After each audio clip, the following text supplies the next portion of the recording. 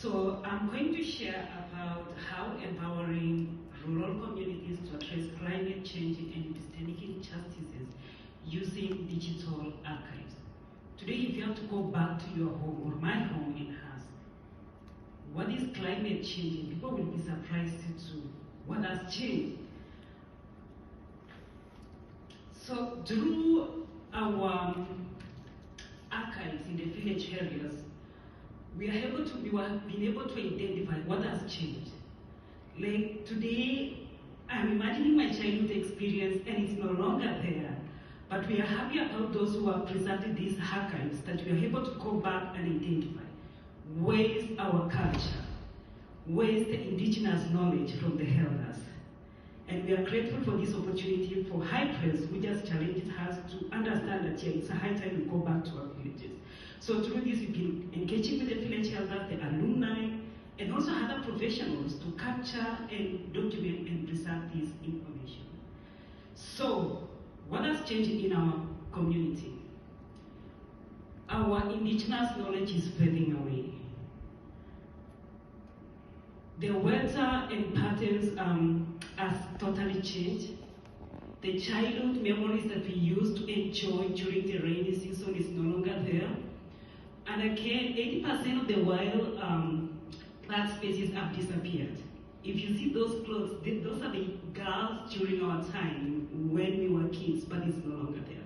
So through these digital archives, we have been able to trace back our knowledge and preserve our culture for the current and future generation to come. So there are a lot of epistemic injustices among these communities, especially in the rural areas.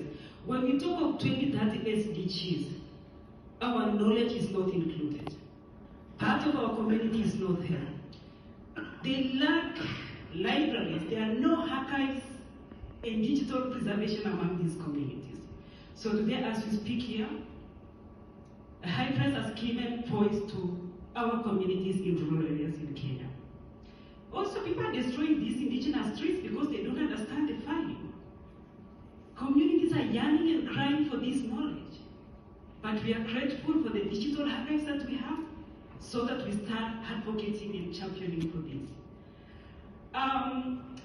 So, digital archives on climate change mitigation. This is the role and this is how it's advocating. We are using this in our communities. I was amazed when I shared about one of those trees that you see there. And an elder responded that in 1972, those trees, they were being used to treat certain disease. Thank you to the digital preservation and also the social media platforms that we have to advocate and continue singing the song of the value of digital archives. That is me holding some medicine. My mom is a traditional medicinal herb person. I asked Mom, where are these trees? And she said it's no longer there, so like, how are we going to restore them? She don't know even where we can get them. It's no longer there. So I started going back to various villages to identify these trees. And courtesy of Kenyans who are here today, Philly Makero, Maureen Kega, we started championing for digital archives in every village and identifying those trees and having a knowledge exchange so that we bring back that kind of a knowledge. We have already, this is the action plan for the Information Society of Kenya. We co-founded this, all the Kenyans who are here today for the High Press, we co-founded this Information Society of Kenya. We are back to our villages. We have already started mapping the existing archives, museum curators in every local village. We are also partnering with the local TV stations because at times language barrier is one of the challenging, and through that, we are tracing this together. Other thing that also we are working on is to build the capacity of village creators, village archivists, because our elders, they understand the value, but they don't have the skills.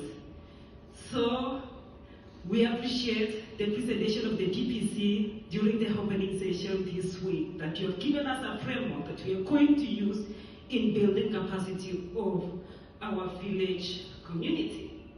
We're already advocating for green libraries, as you have seen demonstration. And finally, Kongoi means thank you in my community. Thank you, High Press Family. Thank you, DPC. Thank you, ISK community. Thank you, all white people. We love you.